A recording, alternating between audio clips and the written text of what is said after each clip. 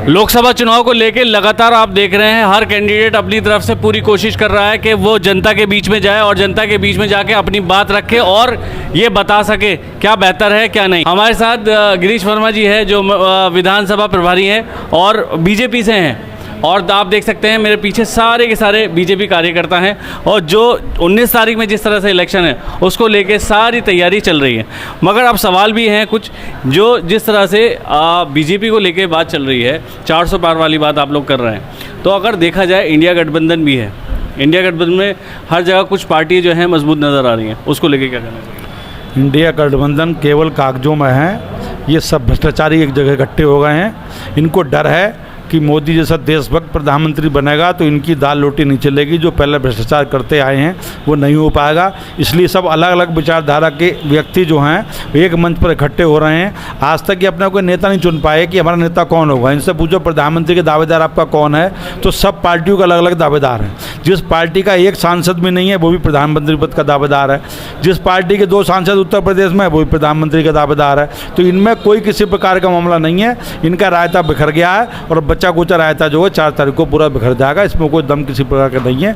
मोदी जी 400 पार ही करेंगे इस बार। एक बड़ी बात यह भी है कि अगर देखा जाए तो अगर नगीना सीट की हम बात करें तो 3 कैंडिडेट के बारे में चर्चा ज़्यादा है, ओम कुमार, मनोज कुमार और चंद्रशेखर।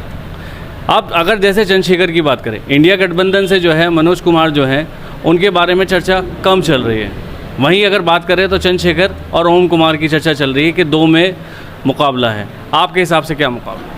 मुस्लिम मत अभी उत्तर प्रदेश में ऐसा लगता है कि वो इंडिया के साथ में है, और यहाँ पर जो गठबंधन है वो कांग्रेस का और सपा के गठबंधन के कैंडिडेट हैं मनोज कुमार जी। और जैसा मुझे लग रहा है कि अब ये निमटी है, अब लोगों में उत्साह आएगा। अखिलेश यादव जी भी आ रहे हैं, वो अपने प्रत्याशी के समर्थन में नेटवर आ रहे हैं। तो मुझे लग रहा है जैसे चुनाव होगा मुस्लिम मतों का झुकाव जो है वो सपा में और रावण के बीच में बटेगा, और जब बटेगा तो उसका लाभ हमें अंततः मिलना है और कहीं कोई दिक्कत नहीं है। बसपा का कैंडिडेट भी है यहाँ पर। पिछली बार चुनाव था वो आमने सामने था, सपा बसपा कांग्रेस लोकदल चारों एक जगह थी, बीजेपी एक जगह थी, तो भी हम बहुत अच्छी फाइट कर रहे थे। और इस बार तो जो है सपा अलग है, बसपा अलग है, रावण जैसा कैंडिडेट भी यहाँ पर लड़ रहा है जो भी अपने जोर लगा रहे हैं। तो ये कुल मिला के बड़ा लोकसभा का चुनाव होता है, एक विधानसभा चुनाव नहीं है। तो 5 विधानसभा हैं, कहीं पर कोई आ गए कहीं पर कोई आ गए, लेकिन कोई बूथ ऐसा नहीं है जिस बूथ पर भारतीय जनता पार्टी ना निकले। भाजपा हर जगह निकले। अगर चलिए इंडिया गठबंधन की बात छोड़ दी थे, मुसलमान उस पर जा रहे हैं। अगर दलित की बात करें तो चंद्रशेखर की तरफ भी तो जाते हुए नजर आ रहे हैं। हमारा कैंडिडेट जो है वो भी दलित है, हमारा कैंडिडेट भी दलित और लोकल है। सबसे बड़ी बात लोकल की है। आदमी सांसद वो चाहता है जो उसके बीच उपलब्ध रहे। कोई सहारनपुर नहीं जाएगा आदमी समस्या लेके, कोई मुजफ्फरनगर में समस्या लेकर नहीं जाएगा। ये सब कैंडिडेट बाहर के हैं, कोई बाराबंकी नहीं जाएगा। लोगों को पहले लोकल देखते हैं। ओम कुमार लगातार 3 बार विधायक हैं और वो भी दलित वर्ग से आते हैं। दलित वर्ग का बड़ा भारी समर्थन ओम कुमार जी के साथ भी है, और बाकी सारे वोट बैंक बीजेपी का है, सब साथ में है, कहीं कोई दिक्कत नहीं है। बहुत अच्छे मंत्री। अगर बात ये थी कि विकास को लेके बात हुई थी, रोज़गार को लेके बात हुई थी, अब जो ये कैंडिडेट आ रहे हैं उनका पहला कहना यह है कि अगर जैसे जो भी कैंडिडेट आ रहा है कि हम यहाँ पे रोज़गार लेके आने की कोशिश करेंगे, और मोदी जी का भी यही था कि हम अगर बनेंगे तो विकास लाएंगे। तो आप लोगों का मैनिफेस्टो अब की बार जो है लोकसभा इलेक्शन को लेके क्या है? विकास जितना पिछले 10 साल में हुआ है, किसी ने विकास देखा? कितनी खराब सड़कें थी, किरतपुर जैसी कितने बड़े बड़े फ्लाईओवर बन रहे हैं। नगीना स्टेशन केवल चाय समोसे के लिए प्रसिद्ध था, अब नगीना स्टेशन ऐसा बनना है कि लोग उसे देखने के लिए जाएंगे। नगीना के बारे में मुझे पता लगा कि नगीना अस्पताल में पिछले 30 साल से कोई लेडीज़ डॉक्टर नहीं थी। आज मेडिकल कॉलेज नगीना विधानसभा के अंदर बन रहा है। ये सब कुछ विकास 10 साल के अंदर का तो है ना। आने वाले समय में और विकास दिखेगा और रोजगार बढ़ेगा। विकास होगा तो रोजगार बढ़ेगा। अब यहाँ पे मेडिकल कॉलेज खुल रहा है, उसके आसपास सब एरिया डेवलप हो रहा है, लोगों के व्यवसाय चलेंगे, काम चलेंगे। ऐसा नहीं है किसी प्रकार की। विकास हमारी प्राथमिकता है। मुसलमानों को बीजेपी से ये डर है कि अगर बीजेपी दोबारा से आ गई तो मुसलमानों को भगा देगी यहाँ से। अब ऐसे में अगर आप जैसे बीजेपी मुसलमानों को लेके क्या कहते हैं? पिछले 10 साल में यदि एक मुस्लिम को यहाँ से भगाया हो तो बता दिया जाए। पिछले 10 साल में जितना मुस्लिम समाज के लिए मोदी जी ने सोचा है, जितना लाभ सरकारी योजनाओं का मुस्लिम समाज ने उठाया, बाकी किसी ने उठाया। ये तो जो नेता है जिनको लगता है हमारी दुकान सड़क रही है, ये डरा रहे हैं कि तुम्हें देश से निकाल देंगे, तुम्हारी नागरिकता समाप्त कर देंगे। ऐसा कुछ नहीं होने वाला है। ये हमारे भाई हैं हम साथ साथ रहेंगे और साथ साथ चलेंगे, लेकिन जो फर्जी नेताजी करते हैं हमें लड़ाने का, वो लड़ाने का काम खत्म हो गया। अब आगे लड़ाई हम में नहीं होगी। एक चीज़ आ रही है कि 19 तारीख को फ्राइडे है, ये जितनी भी पार्टी और पार्टी हैं उनका कहना ये है कि भाई साहब उस दिन ऐसा भी हो सकता है कि इलेक्शन ही ना हो।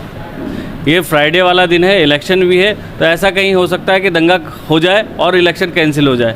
बीजेपी ऐसा भी करा सकती है, इस पे क्या कहना चाहिए? 10 साल में यूपी में दंगा करने की हिम्मत किसी की हुई?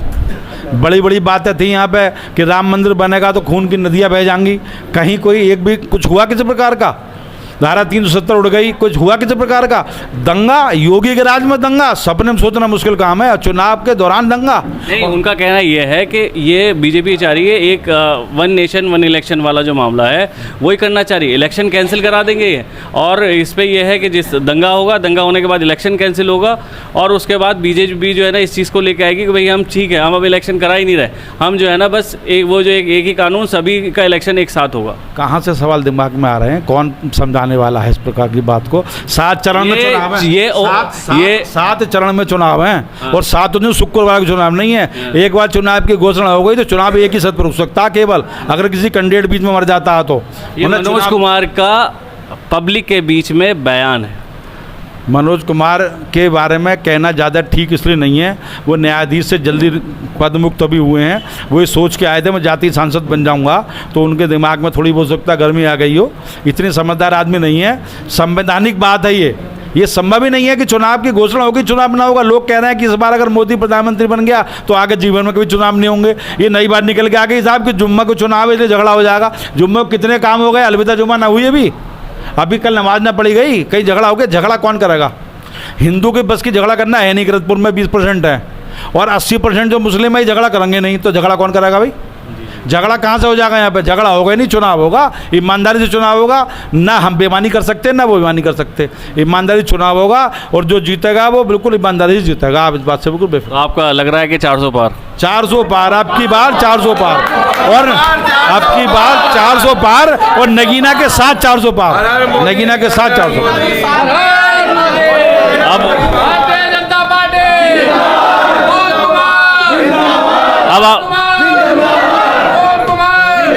अब आपने देखा बीजेपी वालों का क्या कहना है। कल कहीं और किसी और सभा में बात पहुंचेंगे और अपनी जनता से राय लेने की कोशिश करेंगे। मैं मोहम्मद फराज, किरतपुर न्यूज़।